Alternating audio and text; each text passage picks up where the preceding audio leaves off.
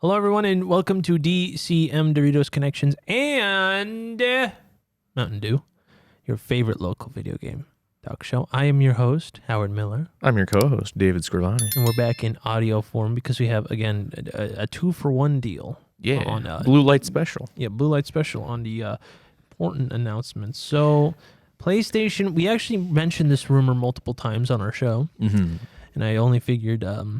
now would be a good time to talk about it, is Sony is now what used to be called PlayStation Spartacus. They have officially announced that they are going to combine PlayStation Plus and PS Now into one service while adding additional stuff. Which I have some data here if you don't mind. Go for it. So they were both kind of okay. So PS Plus was it's what, $60 a year? Yes, I believe so. And I think PS Now or something like that. It was the same cost. No one likes PS Now. No, I tried it when it was in beta and thought, wow, this sucks. And then I never touched it again. I tried to play the original Darksiders, and it was just really, really terrible. So I then waited until the War Mastered Edition came out, and I played it like that. That was a pretty good pun too. I always liked it. Was it War Mastered and Death Definitive Edition? Those are pretty good. I forgot about Definitive. That is pretty good. Those are pretty funny puns. So apparently I'm using Daniel Ahmed at ZHugeEX. This Twitter announcement. I'm going to use that for reference. Shout out. While a lot of comparisons to the Game Pass, Sony isn't looking to compete one-to-one with the Game Pass. It's trying to just offer a way to grow more money, I guess, like a monetary growth. They are. We are. Live in a capitalist society. So okay. Calm down there, Jared Leto's Joker. Sony has. I thought you were gonna make a Morbius joke. I don't know what I'm talking about. Please stop. So also Sony has 50 million subscriptions across all of its PlayStation businesses. 95% of it is PlayStation Plus.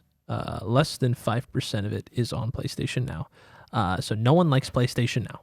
That is a thing that has always happened. So let me go find the tiers real quick. I don't know why he didn't include it in the tweet, but that's a whoopsie doodle.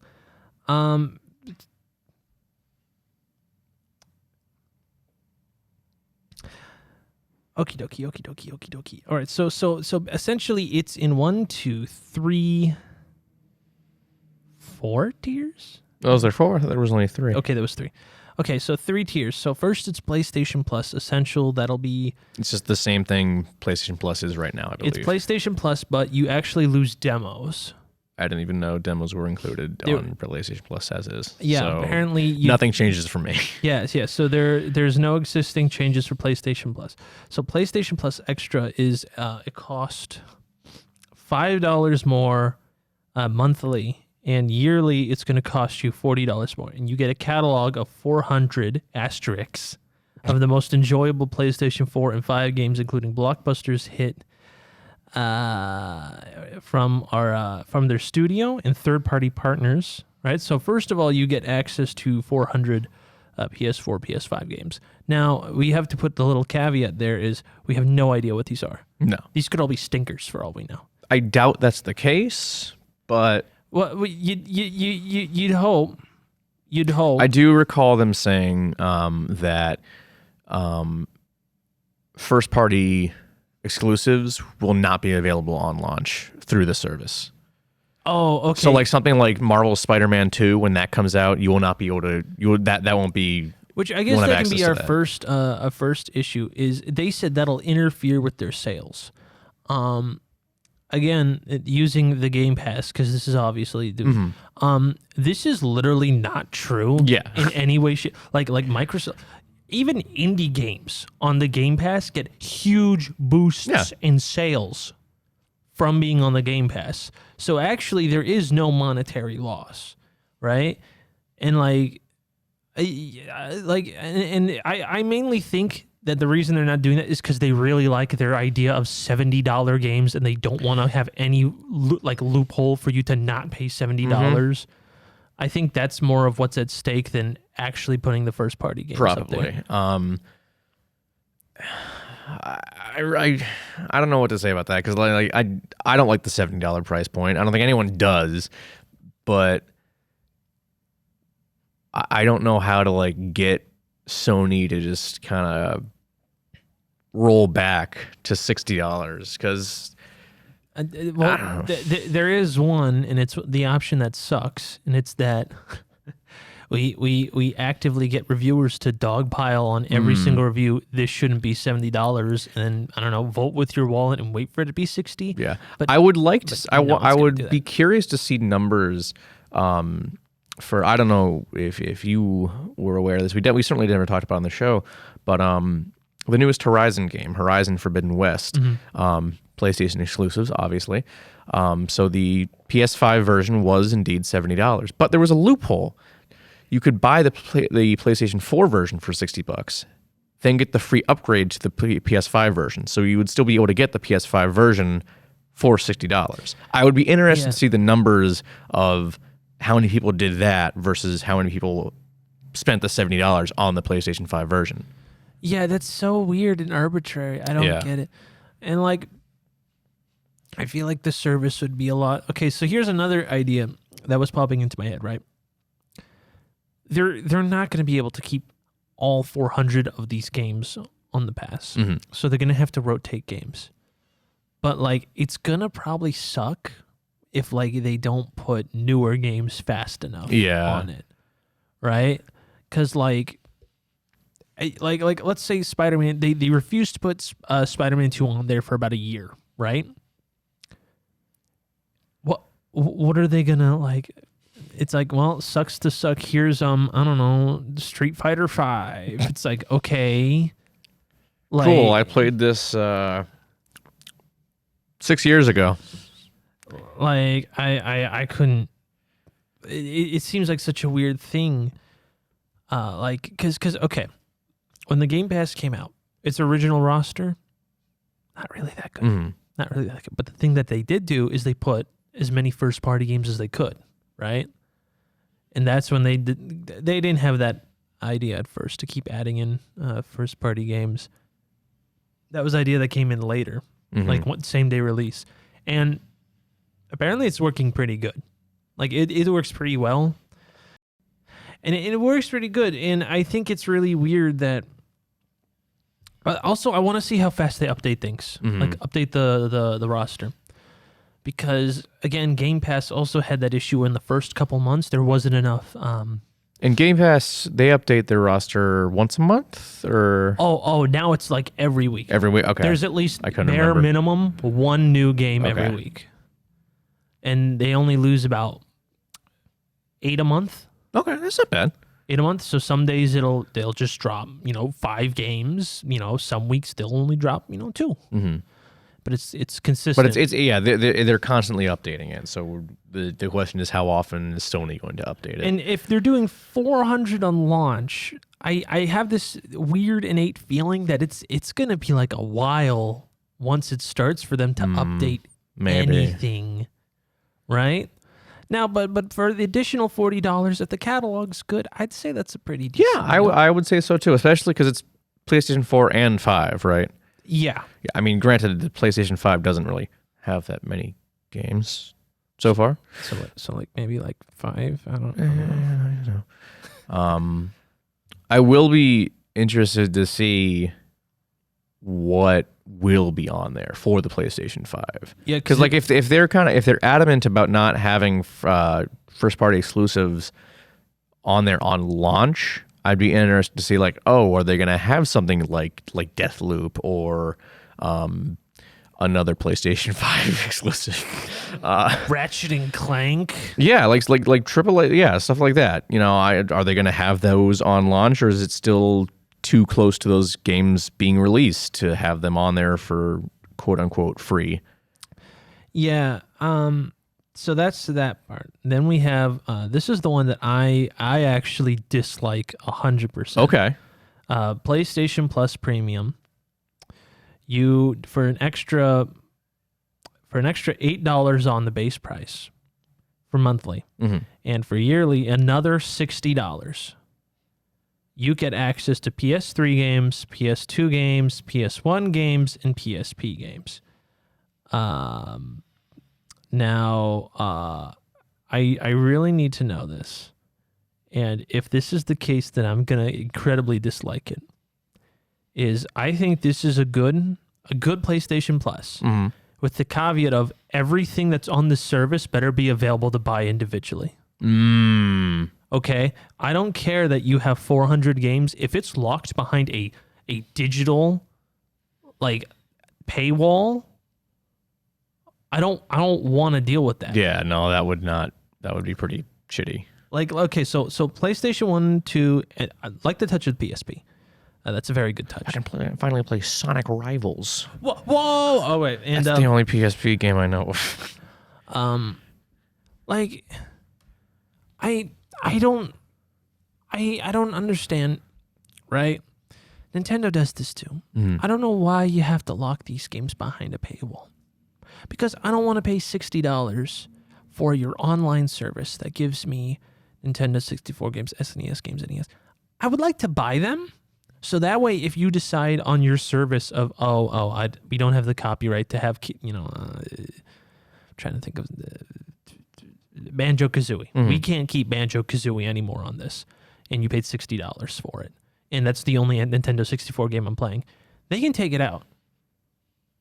But the thing is that was the only way to get it on the Switch. Exactly. So now that they took it off that service, there is literally no way to get Banjo-Kazooie on the Switch. So what I'm asking for is just, I don't even care. Like, I think like some people are spoiled with Microsoft with the fact that you can literally just take a disc of like an Xbox game, like original, and put it into your Series X and it runs, and they upgrade the visual quality for free. We may be spoiled, but like at the bare minimum, could I just like buy whatever's on there? Like if they put Crash, like the original 3 Crash games, I don't want to like pay an extra $60 on top of my online service for a chance that one day Activision's just going to decide, no, I don't want don't want Crash Bandicoot on there anymore. Take it off, and there's no way I can play it on the PlayStation again. Yeah, I mean, I can see that happening. I would like to be optimistic and say they won't do that, but they won't do it for like their games. Like if I want to play Twisted Metal, all the Twisted Metals, then I know for a fact I'm going to get my values worth. Right. But let's say, if it wasn't ported a million times, that Devil May Cry 1, 2, and 3 were on there. Classic PlayStation games. That was theoretically, that was the only way to play them unless you actually had a PlayStation 2, is to buy this service. Sony doesn't own Devil May Cry. Capcom owns Devil May Cry. Capcom can take it off their service whenever they want.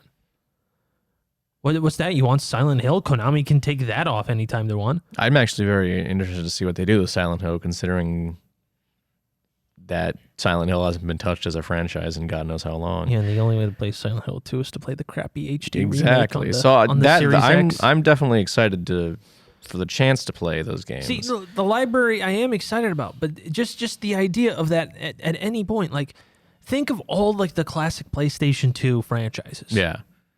None of them are owned by Sony. Metal Gear isn't. Devil May Cry isn't. Silent Hill isn't. Right? Like, those are like, big names. Crash isn't. Spyro isn't. So, like, even if they have a good roster on launch, it can be gone. Yeah. After like 6 months, because of copyright. That's why I'm like, well, yeah. I mean, obviously, it's way too early to know now if that's going to be the case. But this is all speculation on our part, and we're very smart people. We know what we're talking about. We know we're hell yeah, brother. We're prophetic. But yeah, I'm hoping they give people the option to just buy the games. Because it's how much a year for that?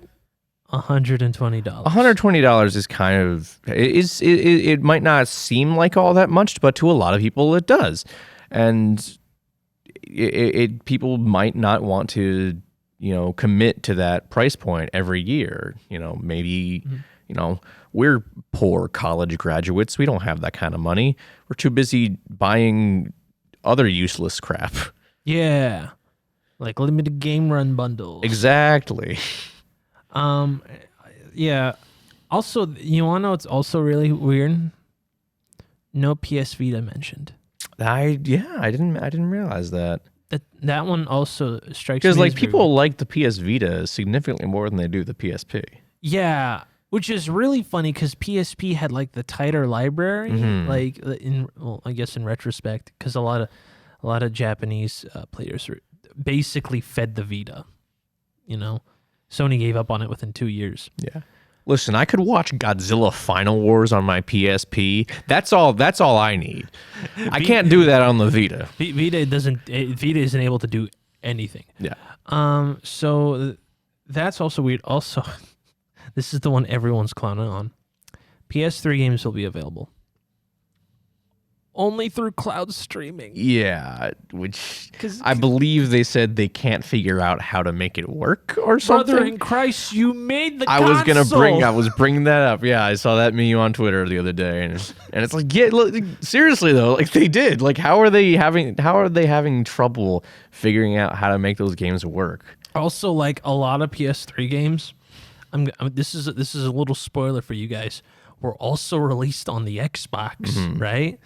Now, there's literally nothing stopping them from going to Capcom and going, "Hey, we want to put Asura's Wrath on our thing," right? And they go, "Oh, here you go," and they hand them the PS3 copy. And they're like, "Can we just steal the Xbox version and mod it?" And they go, "No, like that's not gonna happen." So like this is a thing that's only with exclusives, and I'm trying to think of how many PS3 games weren't already exported to the PlayStation 4, because it's like Shadow of the Colossus, Ico, Heavy Rain, Beyond Two Souls. I don't know if Ico was actually. I thought Ico was. I think it was just Shadow of the Colossus. Oh, I'm sorry. Ico was ported to the PlayStation 3, but I don't know. I think you're right. It wasn't the 4. But they got God of War 3. Like, I think they have all the Uncharted's. They have that. I mean, like, I get how PlayStation 3 is hard, but like, why you guys had like a decade to figure this out? It's like, and like, I never had a PlayStation 3 growing up. I had an Xbox 360, so I never got a chance to play any of the Infamous games. Yeah, and now I'm gonna have to play them through streaming.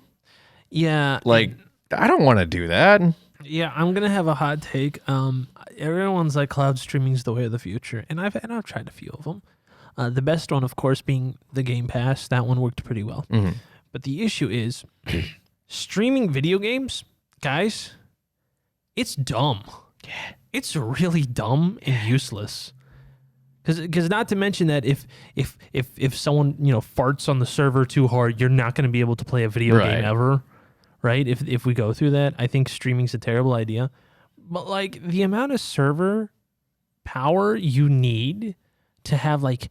If there's 50 million subscribers of PS Plus, what if everyone just decided to play Infamous at the same time? Is it just going to destroy PlayStation? Like, what? Do you know how much processing power? Infamous as a game is going to be wiped from the face of the earth. It will never exist. Infamous is going to destroy the internet. Okay, like the logistics of this seem way too silly for me to even like consider this. And like again, they made it. How have they not, in one decade, not figured out how to fix it, other than the fact that most likely they haven't had a decade because they went, who cares? I don't care. Focus on Last of Us Remake. Yeah, pretty much. Which again, on paper,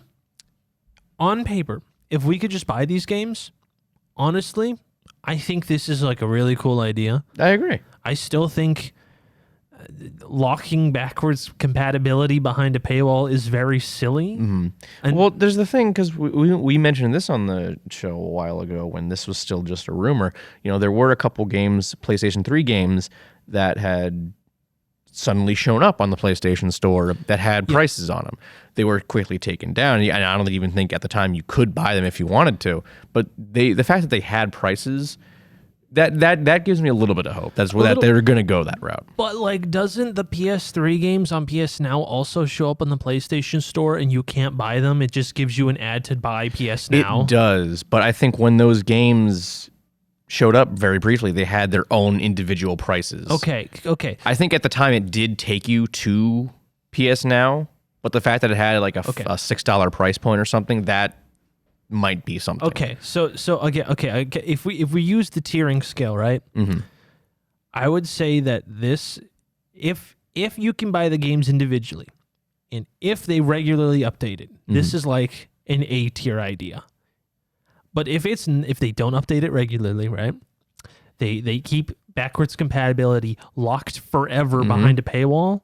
D tier. Yeah, absolutely. I don't think it'll last very long. I'm sure there'll be plenty of Sony fanboys decrying that this was the best thing that Sony's ever done. Dude, they're already saying it's objectively better than Game Pass. I'm sure they are. They don't even know what games are there, and they say it's objectively better. I know. That's not surprising, but yeah, I think it will definitely come down to whether or not everything's locked behind a paywall. Yeah. That'll be the deciding factor of whether or not this actually ends up being financially viable for Sony. Because again, to reiterate, Microsoft lets you play backwards compatible games for free if you have the disc, or you can buy it without you needing to buy a service. The game, because everyone's like, well, the Sony fanboys are like, dude, the fact that I can play PS1 games are the Achilles heel.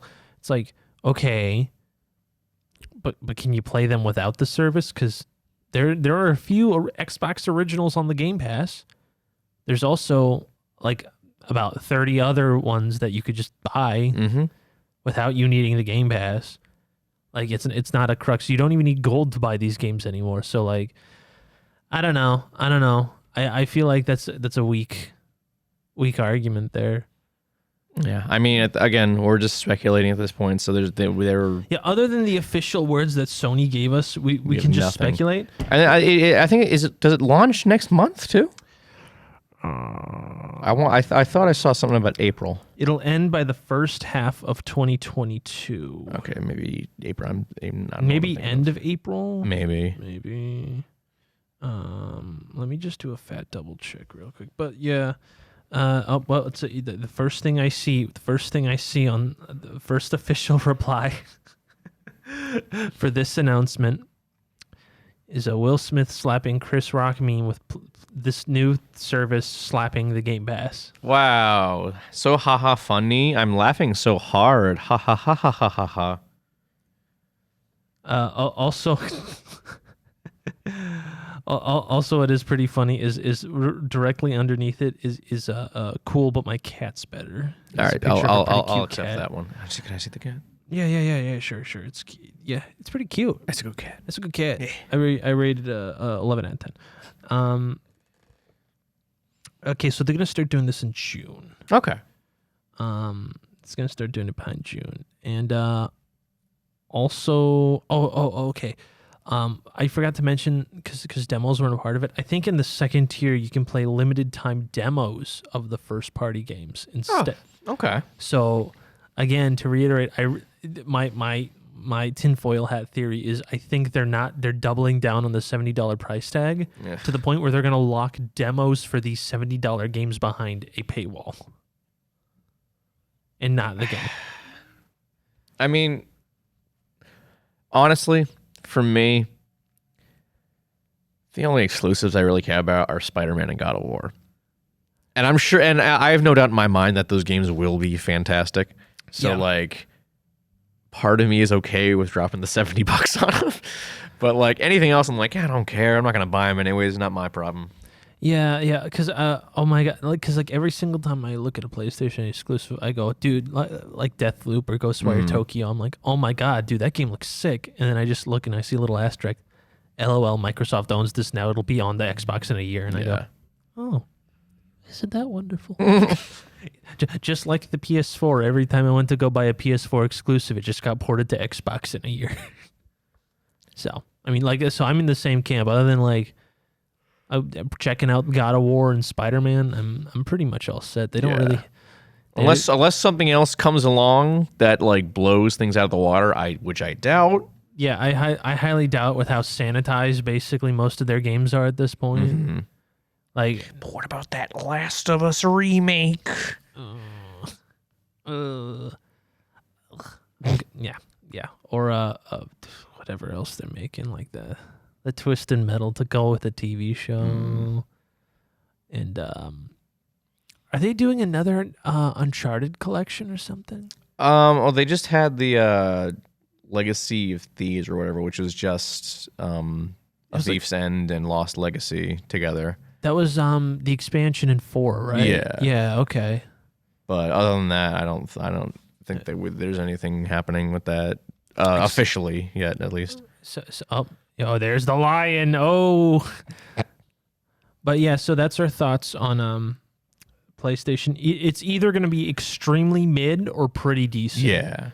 As the residential PlayStation 5 owner of DCM, I will probably be getting it, the top tier, just because I want to play stuff like Metal Gear and Infamous. If it's on there. Yeah. Which I'm sure it will be. They're very popular games. So I will come June, I will come back to you with an official DCM review. Yeah. It'll be the first review we do of a service on the show instead of a game or a movie. Oh yeah, that's true. We really haven't done any. I mean, what the heck else would we do? EA Access review. What's the one that what's the one that Ubisoft has? Ubisoft Connect or something. Something like that. Yeah, we should review that. Oh, Dave, you don't. I think in later this summer, it's coming to Xbox Game Pass. Let's go. Just like EA Access did. So we theoretically can. All right. But that's all we have to say. A little bit long-winded, but it's a Stay big topic. tuned for our review of the Epic Games Store. It gets a 10 out of 10 because I can mod Kingdom Hearts. All right, that's it. That's everything. Have a good night, everyone. I'm Howard. I'm David. You all have a good night. Stay gaming, everyone. Shut the fuck